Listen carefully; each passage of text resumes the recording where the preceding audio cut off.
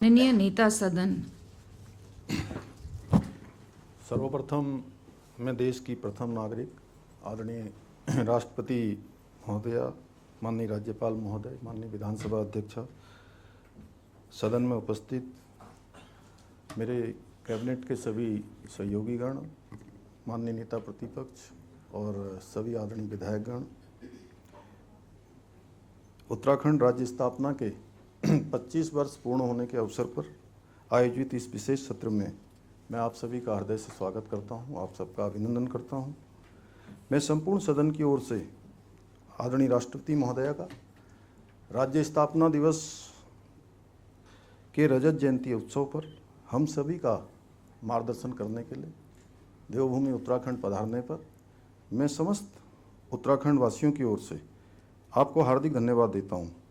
साथ ही मैं आज इस सदन के माध्यम से भारत माँ की उन बेटियों को भी बधाई देना चाहता हूं जिन्होंने कल ही महिला क्रिकेट वर्ल्ड कप जीतकर हमारी करोड़ों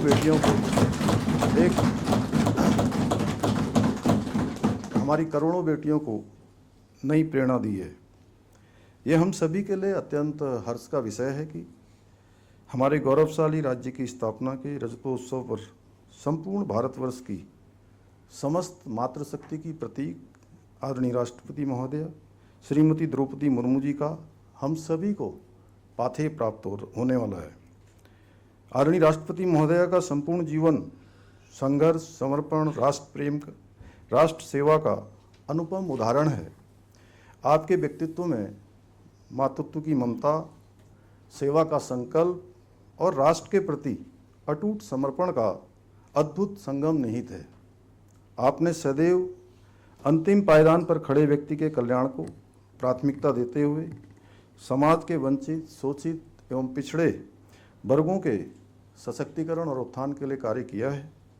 निजी जीवन में अत्यंत विषम परिस्थितियों का सामना करते हुए भी आपने हमेशा राष्ट्र सर्वोपरि की भावना से कार्य करते हुए समाज जीवन में अपना योगदान दिया है। आपने पार्षद, विधायक, मंत्री तथा राज्यपाल जैसे अनेक दायित्वों का कुशलतापूर्वक निर्वहन किया है।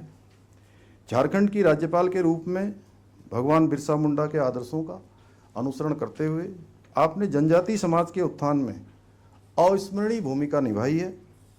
आदरणीय राष्ट्रपति महोदया, ये दूसरा अवसर है जब उत्तराखंड की विधानसभा में हमारे देश के माननीय राष्ट्रपति महोदय का अभिभाषण हो रहा है।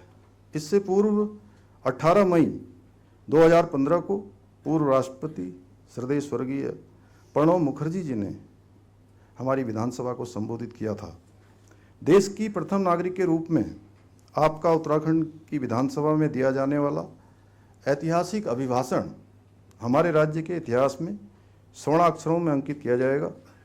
आपके प्रेरणादायी शब्द आने वाले 25 वर्षों तक उत्तराखंड की प्रगति के पथ को आलोकित करने वाले दीप स्तंभ के रूप में हमारा मार्गदर्शन करते रहेंगे। आदरणीय राष्ट्रपति महोदया, देवभूमि उत्तराखंड 9 नवंबर को अपनी स्थापना के 25 वर्ष पूरे करने जा रहा है। यह ऐतिहासिक अवसर प्रत्येक उत्तराखंड वासी के लिए आत्मगौरव का क्षण होने के साथ ही अत्यंत भावनात्मक क्षण भी है, क्योंकि ये राज्य हमारे उन असंख्य माताओं, बहनों, युवाओं और जननायकों के अदम्य साहस और संघर्ष का प्रतीक है, जिनके तप, त्याग और बलिदान के बल पर ये गौरवशाली राज्य अस्तित्व में आया। आदरणीय महोदया, हमें पृथक राज्य प्राप्त करने के लिए एक लंबे और कठिन संघर्ष के दौर से गुजरना पड़ा। इस संघर्ष में हमारे असंख्य नागरिकों ने वर्षों तक न्याय, सम्मान और स्वाभिमान की अनथक लड़ाई लड़ी। राज्य निर्माण के लिए अनेक हुतात्माओं ने अपना सर्वोच्च निछावर कर इस राज्य की नींव को अपने लहू से सिंचित करने का काम किया। उन अमर बलिदानियों के बलिदान को उत्तराखंड का कोई भी नागरिक भुला नहीं सकता है। आज के इस अवसर पर मैं उन सभी ज्ञात अज्ञात राज्य आंदोलनकारियों को श्रद्धापूर्वक नमन करता हूं, जिनके त्याग, बलिदान के बल पर यह राज्य 25 वर्षों की गौरवशाली यात्रा पूर्ण कर रहा है। इस सदन के मुख्य द्वार पर स्थापित उनकी तस्वीरें इस सदन में उपस्थित प्रत्येक व्यक्ति को निरंतर प्रेरणा देती हैं और ये स्मरण भी कराती हैं कि जिन मूल्यों, आदर्शों और आकांक्षाओं के लिए ये राज्य अस्तित्व में आया, उन आदर्शों की रक्षा करना, उन आकांक्षाओं को साकार करना हम सभी का परम कर्तव्य है। मुझे पूरा विश्वास है कि आपके आशीर्वाद और प्रधानमंत्री श्री नरेंद्र मोदी जी के मार्गदर्शन और उत्तराखंड की जनता के सहयोग से हम उत्तराखंड को एक सशक्त, समृद्ध और आत्मनिर्भर राज्य के रूप में स्थापित करने के अपने विकल्प रहित संकल्प में अवश्य सफल होंगे। आदरणीय राष्ट्रपति महोदया, इन्हीं शब्दों के साथ पुनः आपको देवभूमि उत्तराखंड की समस्त जनता की ओर से देवभूमि पधारने पर धन्यवाद देते हुए मैं अपनी बात को समाप्त करता हूं। जय हिंद, जय उत्तराखंड।